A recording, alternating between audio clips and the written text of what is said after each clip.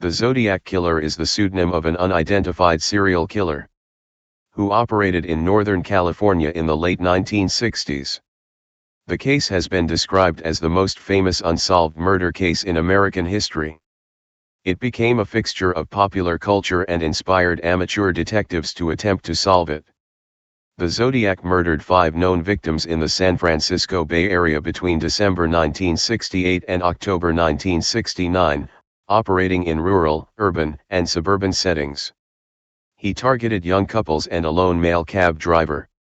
His known attacks took place in Benicia, Vallejo, unincorporated Napa County, and the city of San Francisco proper. 2 of his wounded victims survived. The Zodiac claimed to have murdered 37 victims. He has been linked to several other cold cases, some in Southern California or outside the state.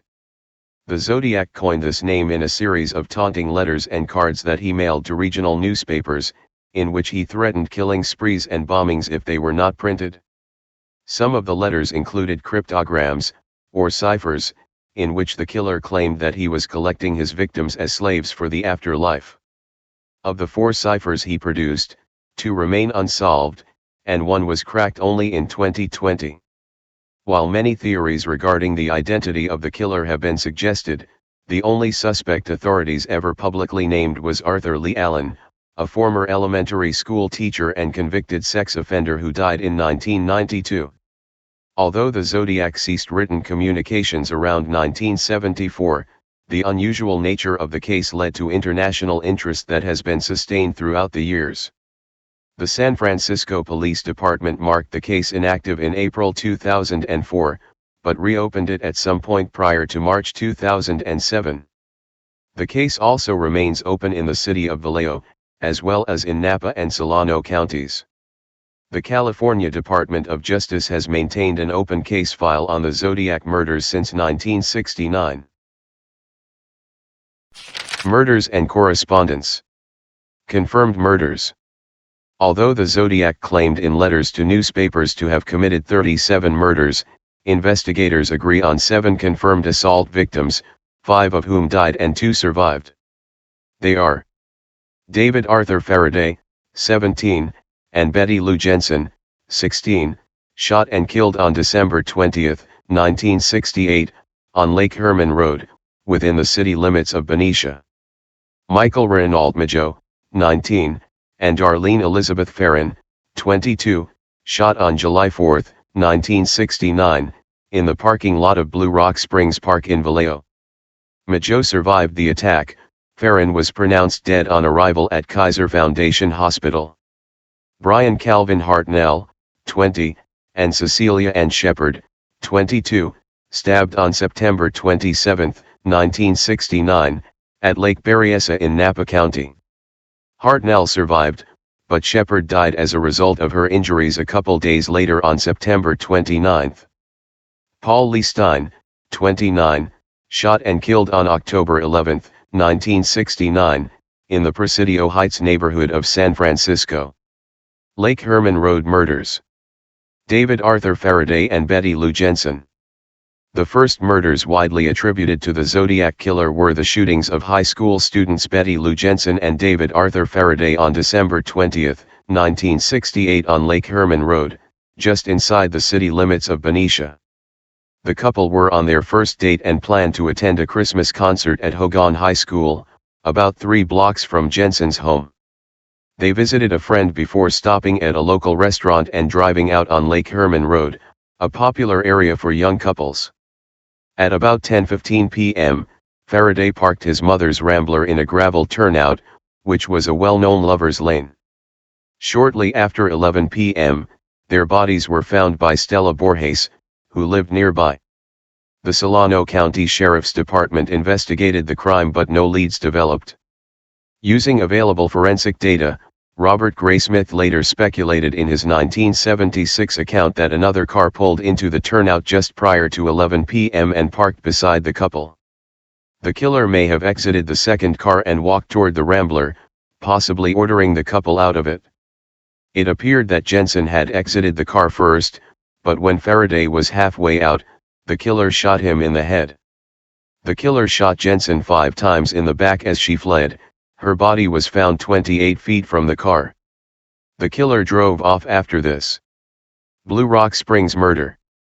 Just before midnight on July 4, 1969, Darlene Ferrin and Michael Mageau drove into the Blue Rock Springs Park in Vallejo and parked. It is 4 miles, 6.4 kilometers, from the Lake Herman Road murder site. While the couple sat in Ferrin's car, a second car drove into the lot and parked alongside them but almost immediately drove away.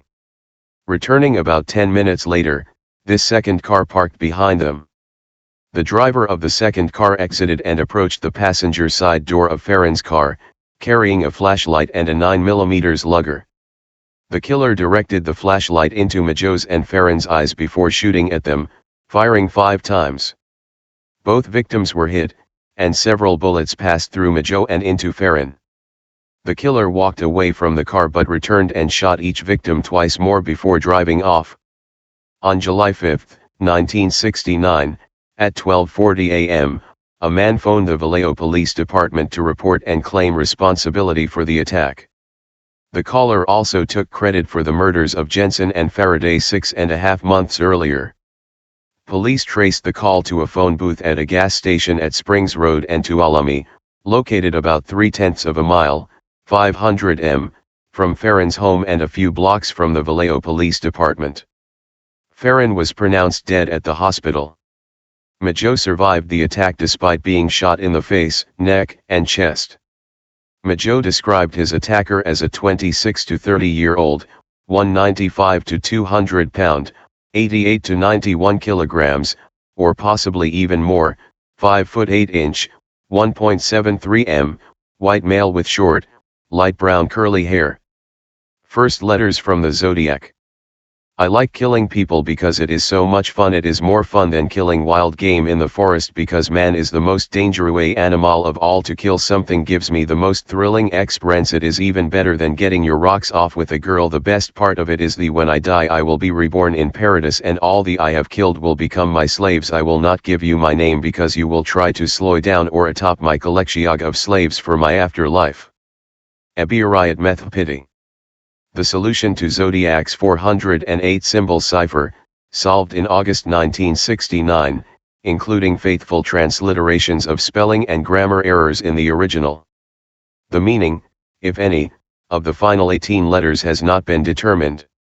On August 1, 1969, 3 letters purportedly prepared by the killer were received at the Vallejo Times-Herald, the San Francisco Chronicle, and the San Francisco Examiner.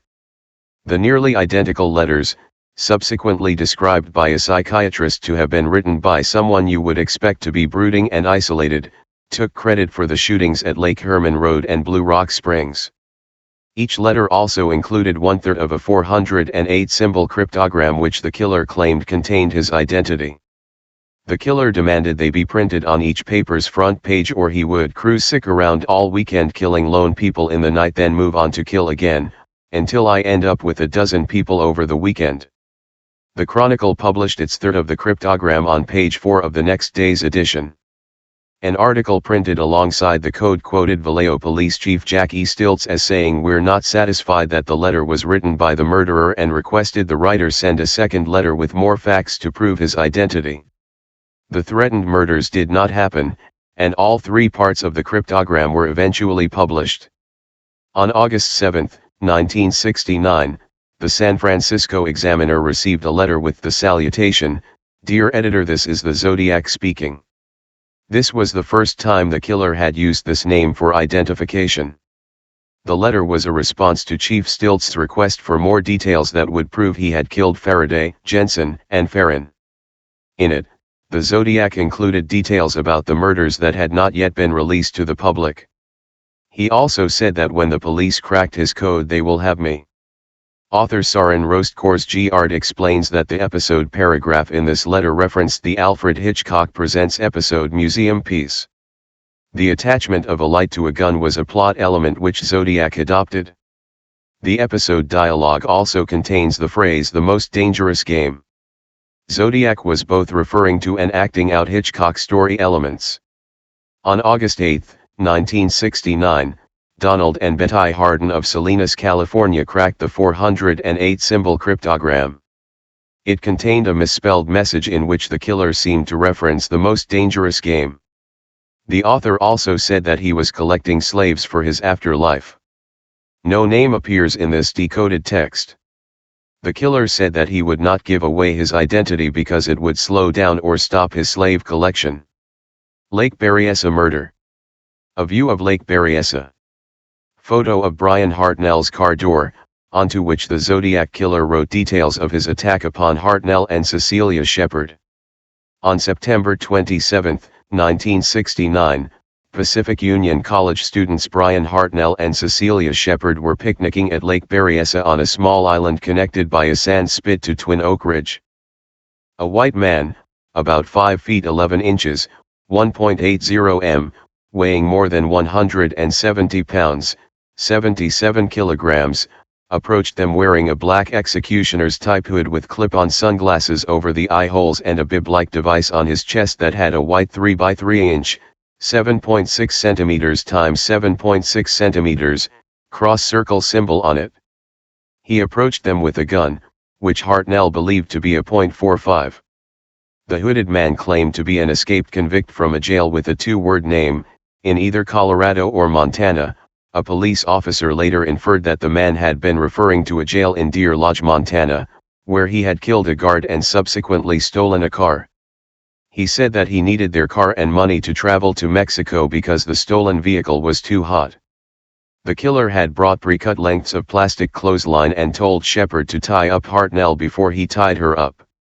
The killer checked, and tightened Hartnell's bonds after discovering that Shepard had bound Hartnell's hands loosely. Hartnell initially believed this event to be a bizarre robbery, but the man drew a knife and stabbed them both repeatedly. Hartnell suffered 6 and Shepard 10 wounds in the process. The killer hiked 500 yards, 460 m, up to Knoxville Road, drew the cross-circle symbol on Hartnell's car door with a black felt-tip pen, and wrote beneath it, Vallejo. December 20, 68.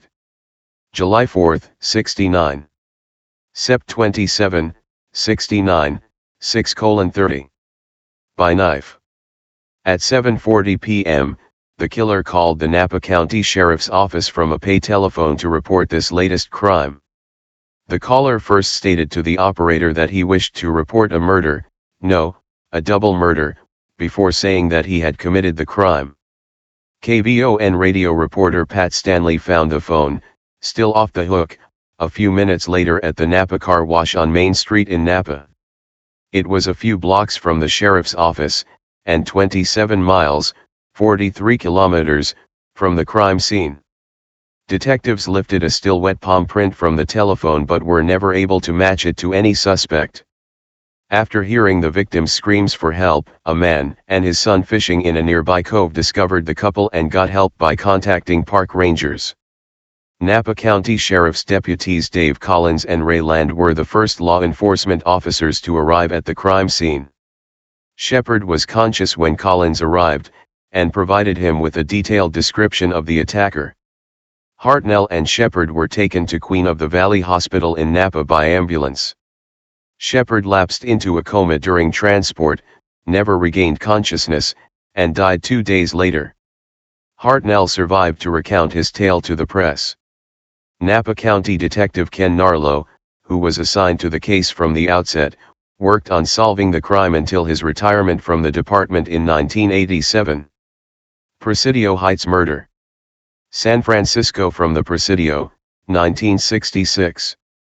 2 weeks later, on October 11, 1969, a white male passenger entered the cab driven by Paul Stein at the intersection of Mason and Geary Streets, 1 block west from Union Square, in San Francisco, requesting to be driven to Washington and Maple Streets in Presidio Heights. For reasons unknown, Stein drove 1 block past Maple to Cherry Street.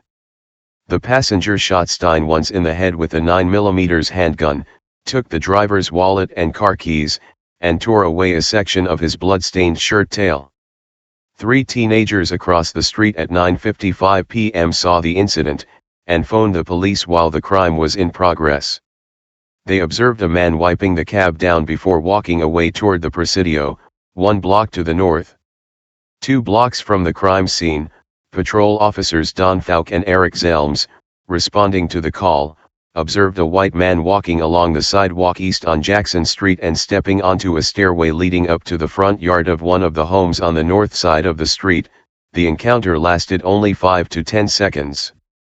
Falk estimated the white male pedestrian to be 35 to 45 years old, 5 feet 10 inches, 1.78 m, tall with a crew cut, similar to but slightly older and taller than the description provided by the teenagers who observed the killer in and out of Stein's cab.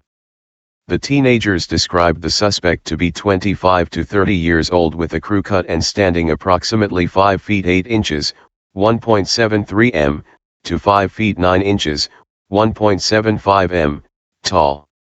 However, the police radio dispatcher had alerted officers to look out for a black suspect, so Falk and Zelms drove past the perpetrator without stopping. The mix-up in descriptions remains unexplained. A search ensued, but no suspects were found. This was the last officially confirmed murder by the Zodiac killer. The Stein murder was initially believed to be a routine robbery that had escalated into homicidal violence. However, on October 13, the San Francisco Chronicle received a new letter from Zodiac that claimed credit for the killing and contained a torn section of Stein's bloody shirt to prove this fact. The 3 teen witnesses worked with a police artist to prepare a composite sketch of Stein's killer. A few days later, this police artist returned, working with the witnesses to prepare a second composite sketch. Detectives Bill Armstrong and Dave Toschi were assigned to the case. The San Francisco Police Department investigated an estimated 2,500 suspects over a period of years. 1969 mailings. I hope you are having lots of fun in trying to catch me. That wasn't me on the TV show which bringo up a point about me. I am not afraid of the gas chamber because it will send me to paradise all the suher because I now have enough slaves to work for me where everyone else has nothing when they reach paradise, so they are afraid of death. I am not afraid because I know that my new life will be an easy one in paradise. Death. The solution to Zodiac's 340 symbol cipher, solved in December 2020, including faithful transliterations of spelling and grammar errors in the original. On October 14, 1969, the Chronicle received another letter from the Zodiac, this time containing a swatch of Paul Stein's shirt tail as proof he was the killer. It also included a threat about killing school children on a school bus. To do this, Zodiac wrote, "Just shoot out the front tire and then pick off the kiddies as they come bouncing out." At 2 p.m. on October 20, 1969, someone claiming to be the Zodiac called the Oakland Police Department, OPD, demanding that one of 2 prominent lawyers, F. Lee Bailey or Melvin Belli, appear on AM San Francisco, a talk show on KGO-TV hosted by Jim Dunbar. Bailey was not available, but Belli did appear on the show. Dunbar appealed to the viewers to keep the lines open. Someone claiming to be the Zodiac called several times, and Belli asked the caller for a less ominous name and the caller picked Sam. The caller said he would not reveal his true identity as he was afraid of being sent to the gas chamber, then California's capital punishment method. Belli arranged a rendezvous to meet the caller outside a shop on Mission Street in Daly City, but no one arrived. The call was later traced back to a patient in a mental institution, and investigators concluded that the man was not the Zodiac. On November 8, 1969, the Zodiac mailed a card with another cryptogram consisting of 340 characters. This cipher, dubbed Z340, remained unsolved for over 51 years. On December 5, 2020, it was deciphered by an international team of private citizens, including American software engineer David Oranjuk, Australian mathematician Sam Blake and Belgian programmer Jarl van Eyck. In the decrypted message, the Zodiac denied being the Sam who spoke on AM San Francisco, explaining that he was not afraid of the gas chamber because it will send me to paradise all the sooner. The team submitted their findings to the Federal Bureau of Investigation, which verified the discovery. The FBI stated that the decoded message gave no further clues to the identity of Zodiac. On November 9, 1969, the Zodiac mailed a 7-page letter stating that 2 policemen stopped and actually spoke with him 3 minutes after he shot Stein. Excerpts from the letter were published in the Chronicle on November 12, including the Zodiac's claim. That same day, Officer Don Falk wrote a memo explaining what had happened on the night of Stein's murder. On December 20, 1969, exactly 1 year after the murders of David Faraday and Betty Lou Jensen, the Zodiac mailed a letter to Belly that included another swatch of Stein's shirt. The Zodiac said that he wanted Belly to help him. Suspected victims. Various authors speculated at the time of the killings that other murders and attacks may have been the work of the Zodiac, but none have been confirmed. Local historian Christy Hawthorne suggests that the Zodiac may have murdered cab driver Ray Davis in April 1962 in Oceanside, California. On April 9, 1962, the day before the murder, an individual believed to be the culprit had phoned the Oceanside Police Department and told them, "I am going to pull something here in Oceanside and you'll never be able to figure it out." A few days after the murder, the police received another call from who is presumed to be the same individual, in which he told police details of the murder and said he would kill a bus driver next. Following Hawthorne's research, Oceanside police announced that they were looking into possible connections between the murder and the Zodiac. Bill Baker of the Santa Barbara County Sheriff's Office postulated that the 1963 murders of a young couple in northern Santa Barbara County might have been the work of the Zodiac killer. On June 4, 1963, high school senior Robert Domingos and his fiancée Linda Edwards were shot dead on a beach near Lompoc, having skipped school that day for Senior Ditch Day. Police believed that the assailant attempted to bind the victims, but when they freed themselves and attempted to flee, the killer shot them repeatedly in the back and chest with a .22 caliber weapon. The killer then placed their bodies in a small shack and then tried, unsuccessfully, to burn the structure to the ground. Cherie Jo Bates, 18, stabbed to death and nearly decapitated on October 30, 1966, at Riverside City College in Riverside. Bates's possible connection to the Zodiac only appeared 4 years after her murder, when San Francisco Chronicle reporter Paul Avery received a tip regarding similarities between the Zodiac killings and the circumstances surrounding Bates's death. Kathleen Johns, 22, allegedly abducted on March 22, 1970 on Highway 132 near I-580, in an area west of Modesto. Johns escaped from the car of a man who drove her and her infant daughter around the area between Stockton and Patterson for approximately 11.5 hours. Donna Ann Lass, 25, last seen September 6, 1970 in State Line, Nevada. A postcard bearing an advertisement for Forest Pines condominiums, near Incline Village at Lake Tahoe, pasted on the back, was received at the Chronicle on March 22, 1971. No evidence has been uncovered to connect Lass's disappearance with the Zodiac killer. Cherie Jo Bates. Main article, Murder of Cherie Jo Bates. On October 30, 1966, an 18-year-old student at Riverside City College, Cherie Jo Bates, spent the evening at the campus library annex until it closed at 9 p.m. Neighbors reported hearing a scream around 10:30 p.m. Bates was found dead the next morning, a short distance from the library, between 2 abandoned houses slated to be demolished for campus renovations. The wires in her Volkswagen's distributor cap had been pulled out. She was brutally beaten and stabbed to death. A man's Timex watch with a torn wristband was found nearby.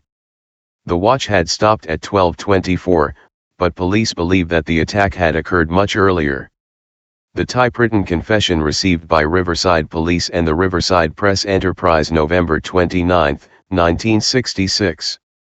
A month later, on November 29, 1966, nearly identical typewritten letters were mailed to the Riverside Police and the Riverside Press Enterprise, titled The Confession. The author claimed responsibility for the Bates murder, providing details of the crime that were not released to the public. The author warned that Bates is not the first and she will not be the last. In December 1966, A poem was discovered carved into the bottom side of a desktop in the Riverside City College Library. Titled Sick of Living/Unwilling to Die, the poem's language and handwriting resembled that of the Zodiac's letters. It was signed with what were assumed to be the initials RH. During the 1970 investigation, Sherwood Morrill, California's top questioned documents examiner, expressed his opinion that the poem was written by the Zodiac. On April 30, 1967, exactly 6 months after the Bates murder, Bates' father Joseph, the Press Enterprise, and the Riverside Police all received nearly identical letters. In handwritten scrawl, the Press Enterprise and police copies read "Bates had to die, there will be more," with a small scribble at the bottom that resembled the letters E. Joseph Bates' copy read "She had to die, there will be more," this time without the Z signature. In August 2021, the Riverside Police Department's Homicide Cold Case Unit announced that the author of the handwritten letters anonymously contacted investigators in 2016 and was identified via DNA analysis in 2020. He admitted the correspondence was a distasteful hoax and apologized, explaining that he had been a troubled teenager and wrote the letters as a means of seeking attention. Investigators confirmed that the author was not the Zodiac. On March 13, 1971, 5 months after Avery's article linking the Zodiac to the Riverside murder, the Zodiac mailed a letter to the Los Angeles Times.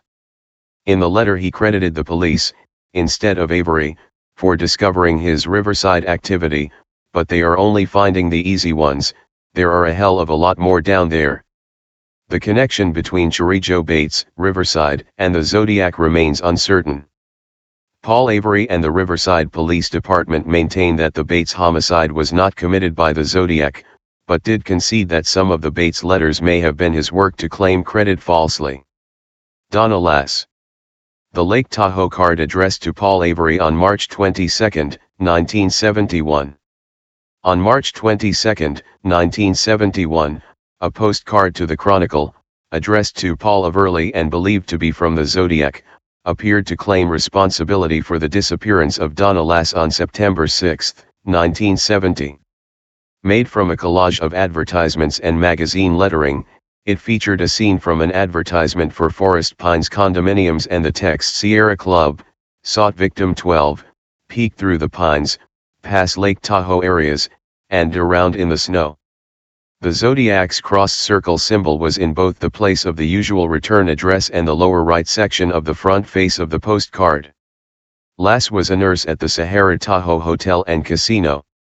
She worked until about 2 a.m. on September 6, 1970, treating her last patient at 1:40 a.m. Later that same day, both Lass's employer and her landlord received phone calls from an unknown male falsely claiming that Lass had left town because of a family emergency. Lass was never found. What appeared to be a grave site was discovered near the Claire Tapon Lodge in Norton, California, on Sierra Club property. No evidence has been uncovered to definitively connect the Lass disappearance with the Zodiac killer. Kathleen Johns. On the night of March 22, 1970, Kathleen Johns was driving from San Bernardino to Petaluma to visit her mother. She was 7 months pregnant and had her 10-month-old daughter beside her.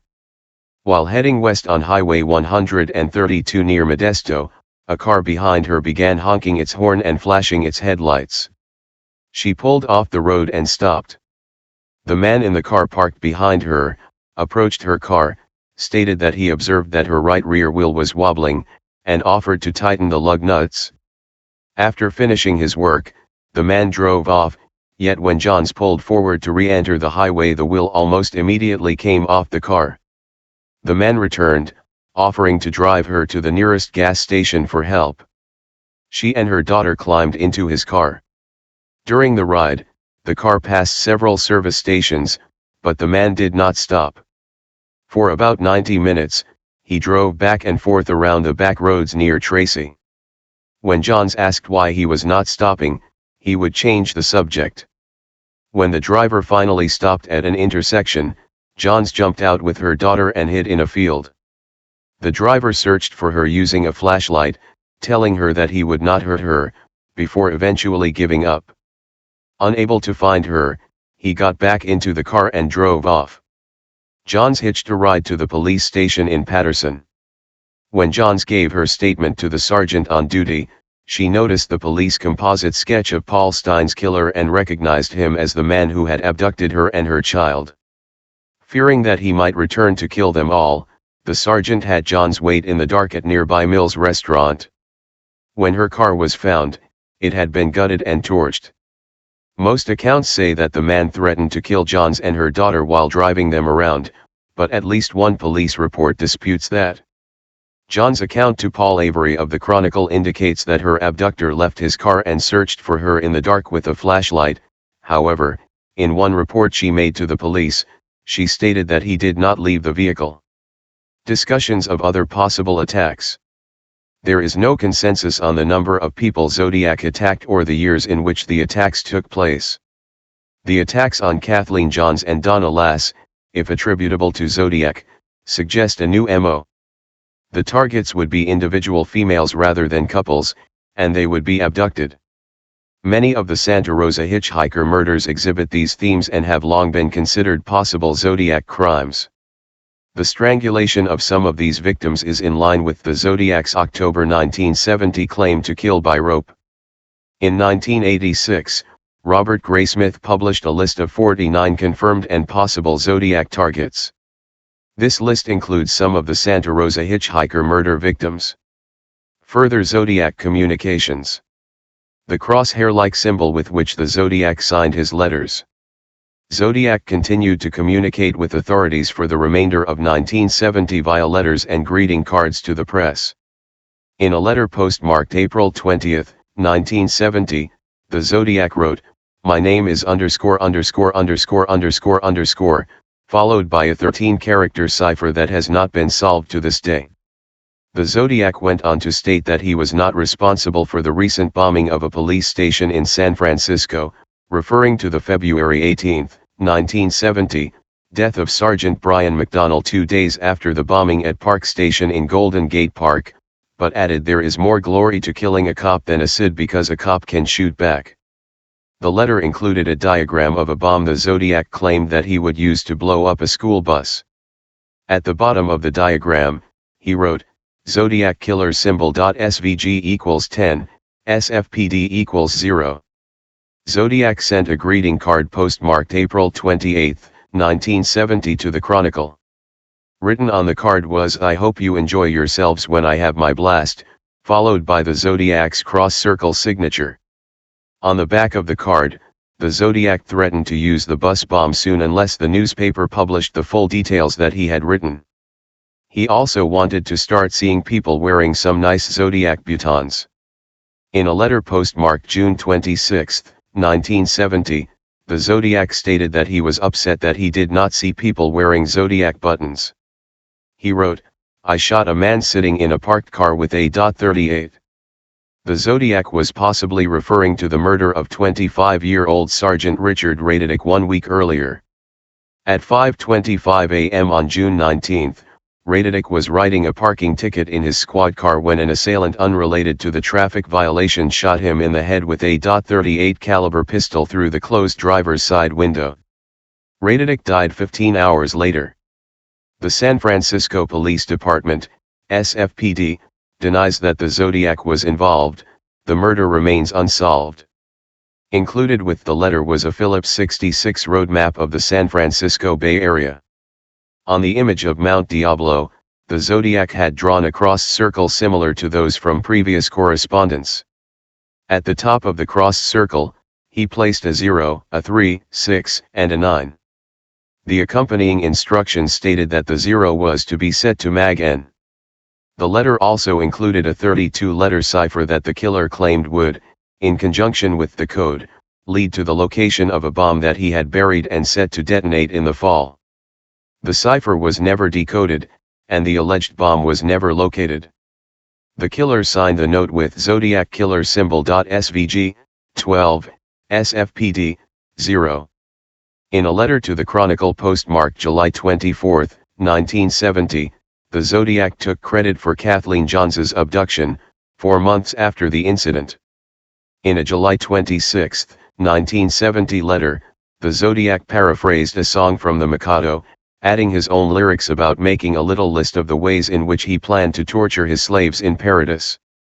The letter was signed with a large, exaggerated cross-circle symbol and a new score, Zodiac Killer symbol. SVG equals 13, SFPD equals 0. A final note at the bottom of the letter stated, P.S. The MT Diablo code concerns radians plus #inches along the radians. In 1981, a close examination of the radian hint by Zodiac researcher Gareth Penn led to the discovery that a radian angle, when placed over the map per Zodiac's instructions, pointed to the locations of 2 Zodiac attacks. On October 7, 1970, the Chronicle received a 3x5-inch card signed by the Zodiac with the Zodiac Killer symbol. SVG and a small cross reportedly drawn with blood. The card's message was formed by pasting words and letters from an edition of the Chronicle, and 13 holes were punched across the card. Inspectors Armstrong and Tashi agreed that it was highly probable that the card had been sent by the Zodiac. Letter to Paul Avery. The Halloween card addressed to Paul Avery on October 27, 1970. On October 27, 1970, Chronicle reporter Paul Avery, who had been covering the Zodiac case, received a Halloween card signed with the letter Z and the Zodiac's cross-circle symbol. Handwritten inside the card was the note, "Peekaboo, you are doomed." The threat was taken seriously and was the subject of a front-page story in the Chronicle. Soon after receiving the letter, Avery received an anonymous letter alerting him to the similarities between the Zodiac's activities and the unsolved murder of Sharijo Bates, which had occurred 4 years earlier at the City College in Riverside in the greater Los Angeles area, more than 400 miles, 640 kilometers, south of San Francisco. Avery reported his findings in the Chronicle on November 16, 1970. Final Zodiac letter. After the Lake Tahoe card, the Zodiac remained silent for nearly 3 years. The Chronicle then received a letter from the Zodiac, postmarked January 29, 1974, praising The Exorcist as the best satirical comedy that I have ever seen. The letter included a snippet of verse from the Mikado and an unusual symbol at the bottom that has remained unexplained by researchers. Zodiac concluded the letter with a new score, Me equals 37, SFPD equals 0. Later letters of suspicious authorship. Of further communications sent by the public to members of the news media, some contained similar characteristics of previous Zodiac writings. The Chronicle received a letter postmarked February 14, 1974, informing the editor that the initials for the Symbionese Liberation Army spelled out an Old Norse word meaning kill. However, the handwriting was not authenticated as the Zodiac's. A letter to the Chronicle, postmarked May 8, 1974, featured a complaint that the movie Badlands was murder glorification and asked the paper to cut its advertisements. Signed only a citizen, the handwriting, tone, and surface irony were all similar to earlier Zodiac communications. The Chronicle subsequently received an anonymous letter postmarked July 8, 1974, complaining of their publishing the writings of the anti-feminist columnist Marco Spinelli. The letter was signed The Red Phantom, Red with Rage. The Zodiac's authorship of this letter is debated.